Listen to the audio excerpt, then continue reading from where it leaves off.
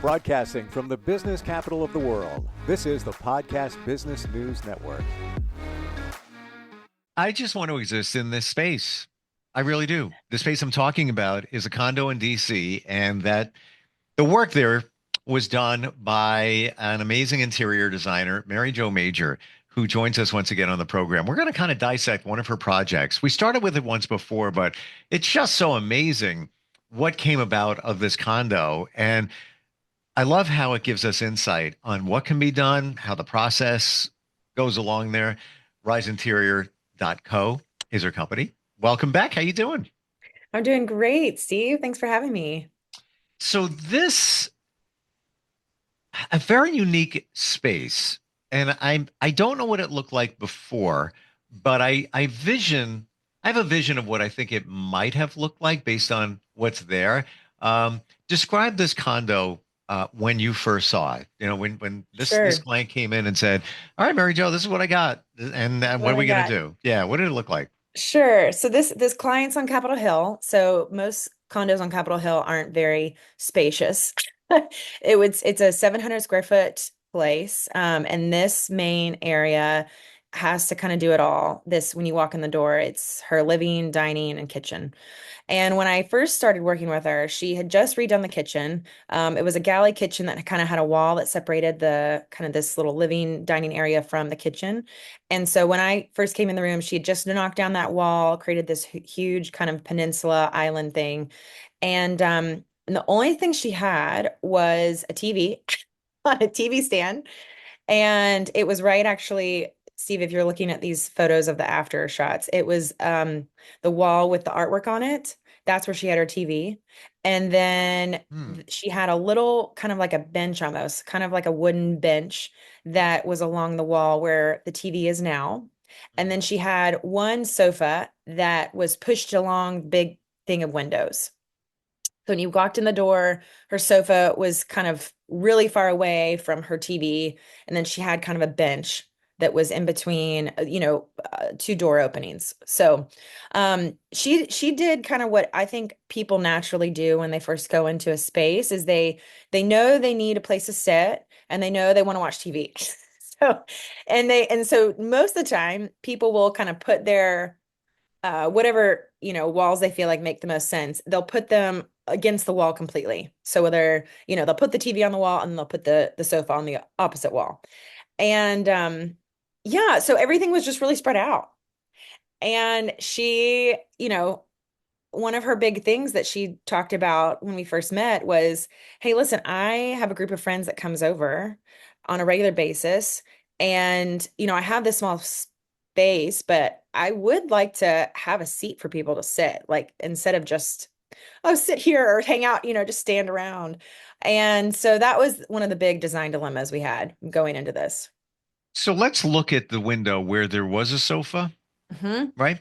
Um, right now there is I don't want to call it a bench because and I'm not doing it justice, but it's and something that was designed that has cushions on it that looks very comfortable. I mean, I can just picture myself sitting there, maybe reading a book, looking out the window, and then there's storage underneath it.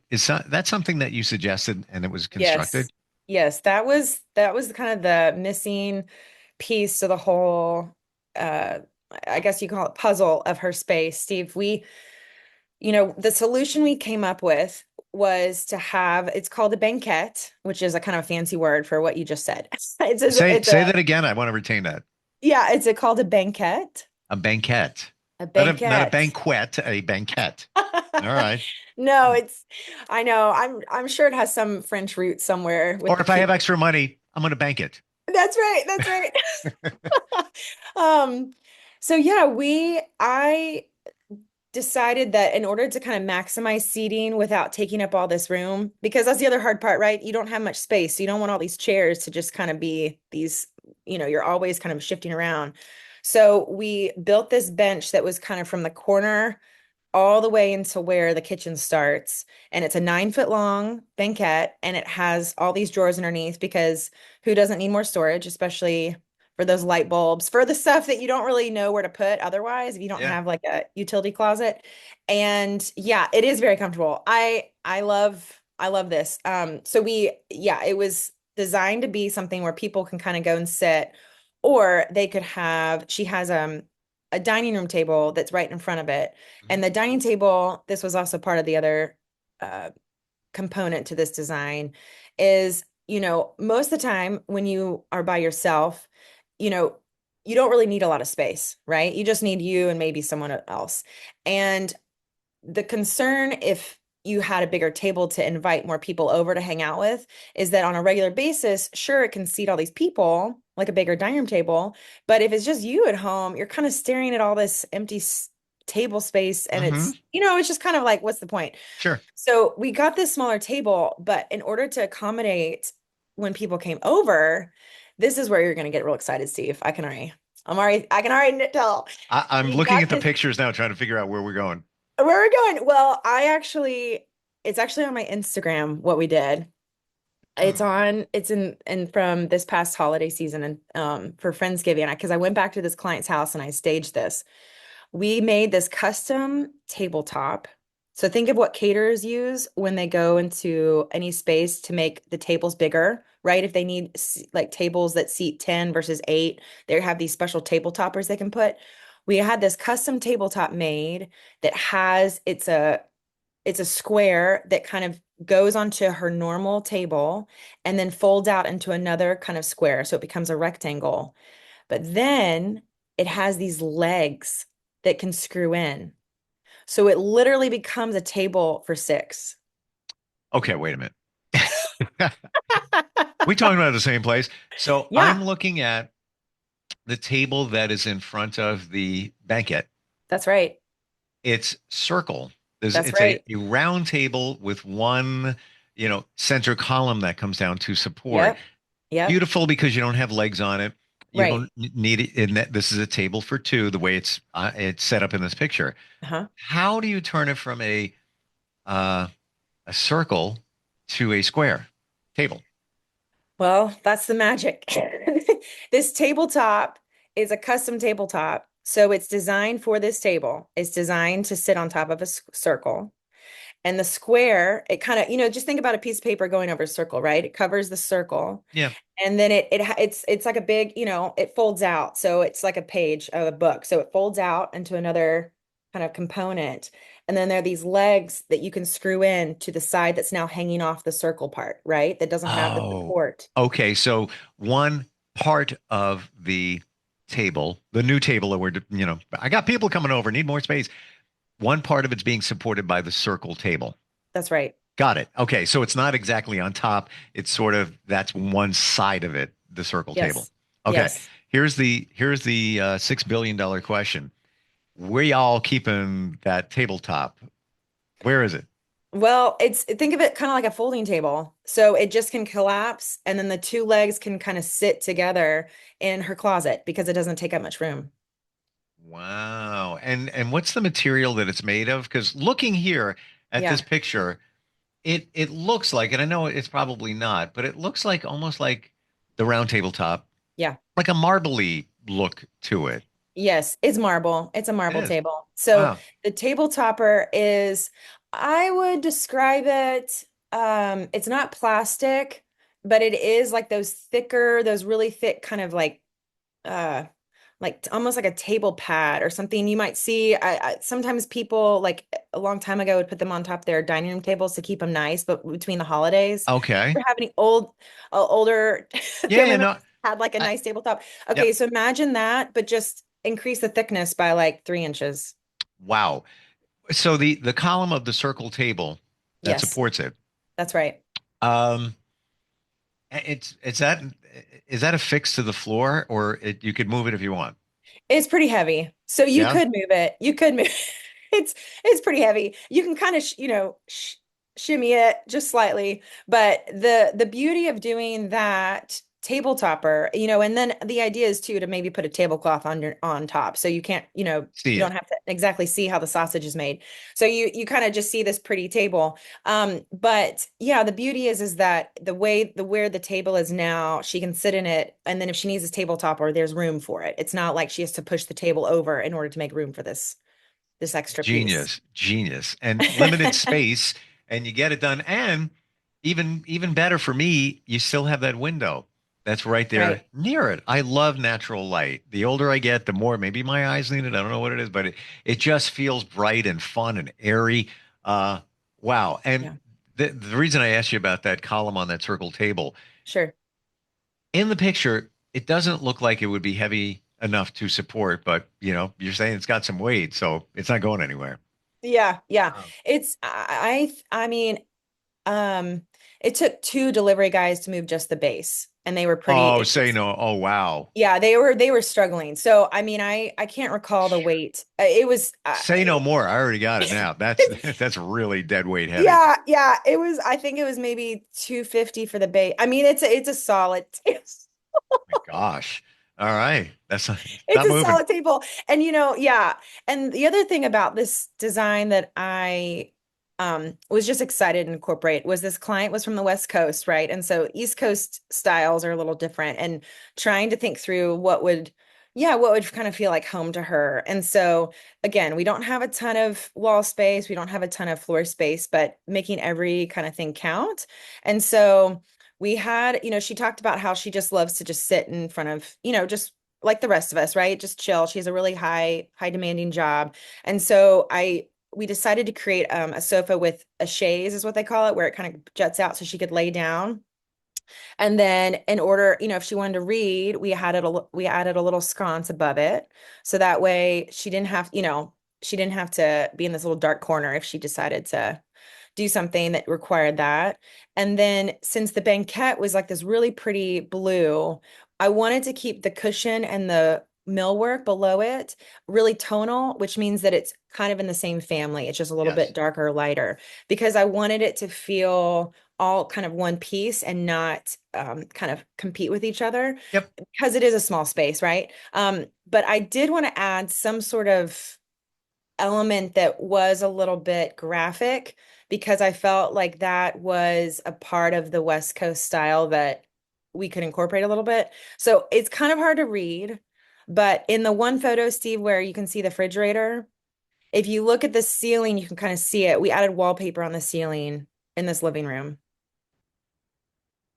Okay. Now, what am I looking at? Looking for Okay, say that again. What'd you what am I ask? looking for? You're looking for on the ceiling little black and white, little black lines in the photo with the refrigerator on the ceiling. Is that the photo that has the table in the foreground? Yes. Hang on. I got to get close to the screen. Hang Yeah, on. yeah. I gotta it's hard to see. Yeah. All right. Interesting. Yeah. It's very subtle. Yes, yes. So originally I had put something a little bit stronger. My client was like, I don't know if I can, this is a lot. I was like, I understand. So we kicked it down, but a notch to this pattern. But what I like about this pattern is that again, it's kind of hard to see in these photos, but when you're in the space, um, it just creates this other kind of dimension to the room because, again, you have the kitchen, you have this dining area, but the ceiling, there's like a beam that separates between the kitchen and the dining room or the living room because that's where I guess the old wall used to be. Huh. So I really wanted to kind of again make this space, the living dining room area, feel just a little different, just a little separated from the kitchen. And when you have a ceiling like this, it kind of gives you the opportunity to just do something different. So Hmm. so we did. I see that beam now. Yeah. Yeah. And I find it interesting. And by the way, the keeping the same tonal value with the cushion and the blanket, they're Yeah. in the same family, Yeah. complement each other beautifully. But interest, and we're in a blue family, from Yeah. pictures, it could be like a light, a little touch of green in there and on that. Right. Okay, just a touch. But Yes, yes. then, but then you have a picture on the wall, which is really a map of Los Angeles. So now Right. we're embracing the West Coast, Right. and it's a black and white a map, if you want to Hmm. call it that, almost like just, streets. Yeah. But there's just a simply stated red thin frame around it. And for me, it just adds enough pop, but it's not in your face. Hmm. So subtle, but so effective. And Mhm. looking at this, this is why you hire an interior designer. I'm serious. There's no way that I would have thought of that to give that it, without that, I believe something is missing because everything's going to be in the same color family. Then you Right. pop that little bit, just a little, and it works. It's a totally different color family, but it works. But then I see that you pick up a little bit of those red tones, call it reddish orange in that family Yeah, on the couch with corals. yes, Yes. coral. Thank you on the Yes. pillows. Yes. Yes. Those were her happy colors. I usually ask my clients, that's one of my questions I ask is, tell me what gets you most excited about looking at, anything, whether that's in your closet or other Mm. places. And yeah, she said she loved blues and then she loved kind of those the coral color. And then there's another color I kind of used real just in little small doses, but it's called citron, which is it's like a not a lime green and not a yellow, kind of somewhere in between. Um, and we actually, Steve, I don't have a photo of this, but her bathroom that is around the corner from this room has one wall that is completely citron. Is that where can I see that color in these pictures? So the dining room chairs, you see the upholstery on them, Oh, I got you. All right, there we go. and then Oh, the little accent pillow on the sofa, yep, yep. And I just was looking little. at that one. Yeah, it's almost in the Yeah. pictures, it almost has a like a gold tone look to it. Yes, that's right. That's Wow. right. Yeah, so yeah, a color story, especially in a really small space, it has to be real succinct. You can't have 17,000 colors, right? You have to kind of pick your favorites and then use them in different ways around the room to kind of make your eye move around this space as well as to make them feel cohesive. And so kind of adding in, instead of it all being blue tones, adding in a little bit of other colors to kind of differentiate the blues really helped yeah, just make it feel a little bit more layered.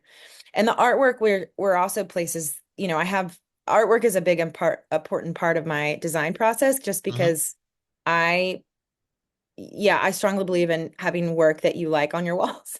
Nothing, I call it, I don't want any filler art. I want art that actually That means something. resonates. That's you. Yeah, that resonates, right. Yeah. So I have a photo of the beach that she grew up going to with her family, and then another kind of graphic photo of another West Coast place that she loves, and then a picture of it's actually these Monet kind of flowers, but I think the title was something about LA. I think it was like an LA flower. I'll have to go back and look. I can't quite remember, Mm. but yeah, so just all these different ways to kind of incorporate her own, you know, her place, where she came from and then where she is now. As you're talking, you're bringing memories to me because in the last house, the one before, I was almost a syndicated cartoonist. That's the direction I was going in, and I was Yeah, doing that's radio at right. the same time. So I would get original comic strips. And sometimes I would just reach out to the cartoonists. They would send them to me. Others would say, no, or they don't answer. I guess they're afraid you're going to sell it. I would never. And I put them in frames. And my frame was the color of, I want to say, the blue tone pillow on the couch. That's Okay, so it was not like a boring color. right. But when I would look at the art, the comic strips, it would do something inside of me. It reminds me of my childhood when I would look at them. Oh, And I would even look at, how they did it, what kind of pens they use, what kind of paper, or it's called, a certain type of board, Strathmore yeah. board. Yes. Means nothing to anybody else. But Right. to your point, it would resonate with me. And Yeah. I've since moved and they're in a closet right now. And you just inspired me to put those damn things on the wall. Yeah.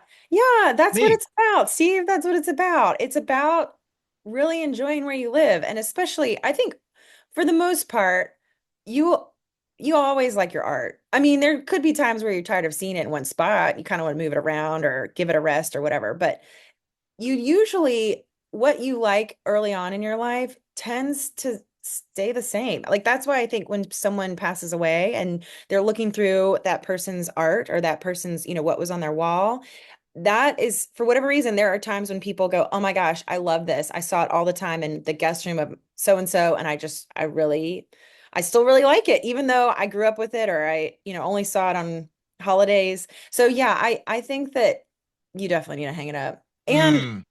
I don't know how big is it? Is it kind of smaller or bigger? I mean, the biggest one is probably, I want to say more like 18 by 6, somewhere like that. A Yeah. little bit bigger than that. Yeah. Right, they're comics, yeah. Yeah. When my recommendation, I don't know how many you have, is when you have kind of smaller pieces like that, it's nice when you can kind of put them together in a grouping because then they feel they can kind of take up more wall space. But if you have just kind of one or two that like really mean a lot, it's helpful to, when they're just kind of in these prime wall spaces that are a little bit um they're not super big. So they don't look like they're just kind of sticking on the wall, like they kind of have a moment to themselves. So I Gotcha. know this sounds random, but sometimes I'll actually put artwork above the toilet for that reason. I don't want to put your prize cartoon above the toilet, but but that's the size of wall I'm talking Can about. we It's put like, how about I frame a divorce agreement and I put that above the toilet? No, just not, kidding. Um, but I guess if you want to be reminded on a daily basis of that decision. yeah, right. Yeah, No, I was yeah. thinking more of the toilet. Right, Um, right, right, right. That's but right. Yeah. I get what you're saying, and I have to really be intentional about displaying the art, the comic strips, because they're all different sizes, Right, and some of them are not elongated. Some of them are just a panel, instead of a right. comic strip, just a panel. So I'm going to work on that. And by the way, um, they say that whatever made a mark on you, resonated with you Sure. when you were 18, be it music, art, whatever it is what's really a passion for you. So think about Oh, that. interesting. Yeah. So the interest you had, or are you talking about what you resonated with visually? Anything that connected with you, especially music, songs Yeah, that were popular when you were 18, right. look back at some of those titles and do you find yourself when you listen to music kind of as your default? And sometimes you don't even know you're doing it. Song comes on, like, yeah, it's a good song. Was it around, give a year on each Oh side, your yeah, 18th birthday? totally. Yeah. I mean, I think I mean, I'm even thinking about my mom and how she grabbed like her happy music is the stuff that she listened to in high school. So, or early college. So yes, I think that yeah, I would say that. Do you feel that way about when did you get these comics? Were they around that time period too? Like when you were really into it? Yeah, yeah. Yeah. Before that, but I started getting more serious about it when I was in my 18, 19, 20, and I almost became syndicated when I was like maybe like 22-ish or somewhere around there. But Yeah. I was already doing radio, so I just stepped off of that and I kind of had to go where the money went.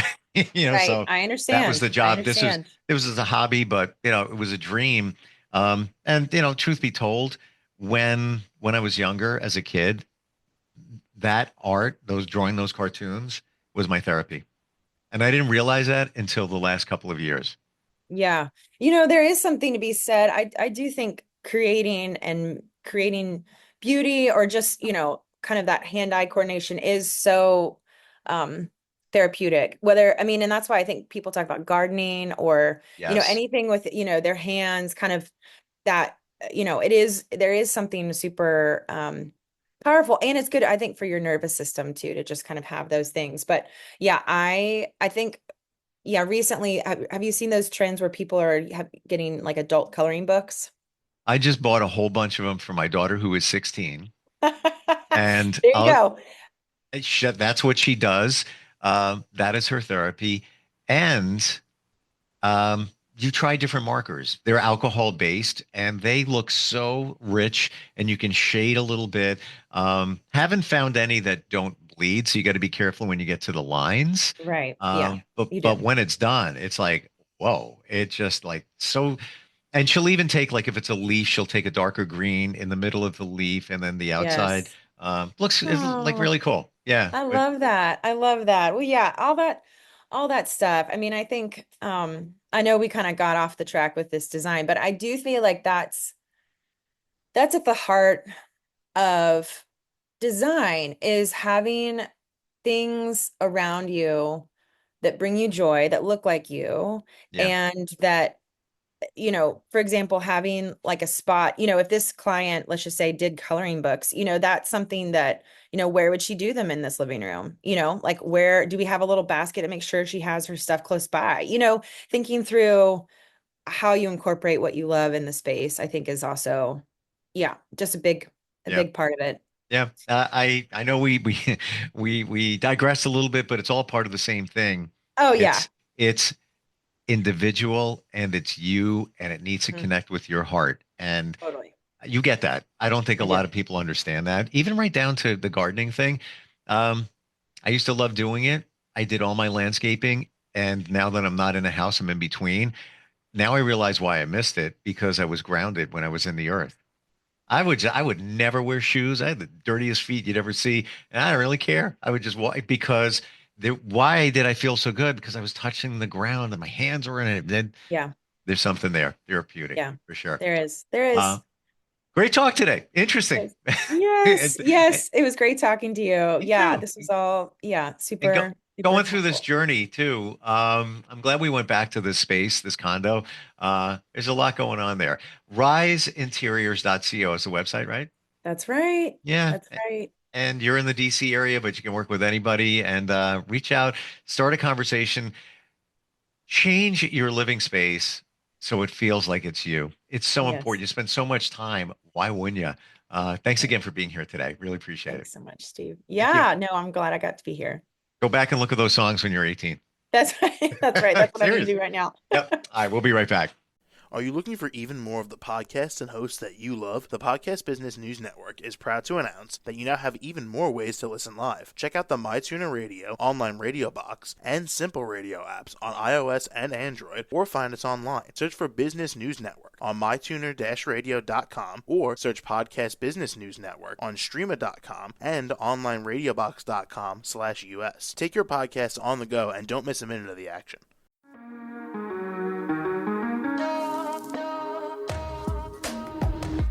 Broadcasting from the business capital of the world, this is the Podcast Business News Network. For nearly 2,000 severely injured veterans, everyday life has become filled with barriers.